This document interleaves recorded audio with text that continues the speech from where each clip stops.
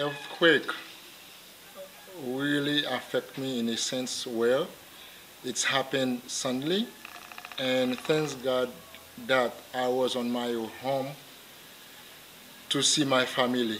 And when this happened, I just reached to my house, see if everybody are okay, and also the orphanage in St. Helene in PH. Then I quick went down to the hospital, and when I went there, it was a catastrophe because all the building fell, and at that time we had a few volunteers got stuck there, and then it took us a week to remove the body, and then the earthquake started on Tuesday, and then we were managed to remove the last body by Thursday. And I can tell you how sad it was when we found Molly, the last volunteer we removed. And then the rest we managed to take the body to Taba, St. Damien Hospital, and then Father Eric managed to send the body home.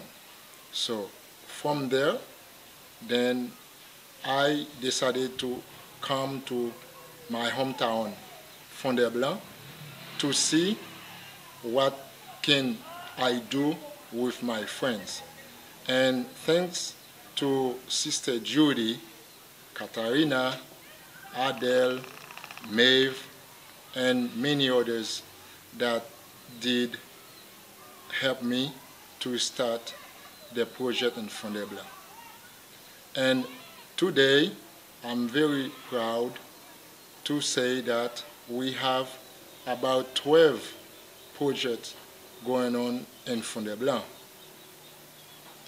Things are not easy, but when you have a heart to do things, a willingness to help people, and a knowing I was born here in Fondé-Blanc, knowing my mother, my father, then this is why give me all the strength, the courage to come every weekend to help my hometown, the community, because I think this is the right things to do, to give back to what all NPH have given me, to share their love with the community in Fondé-Blanc.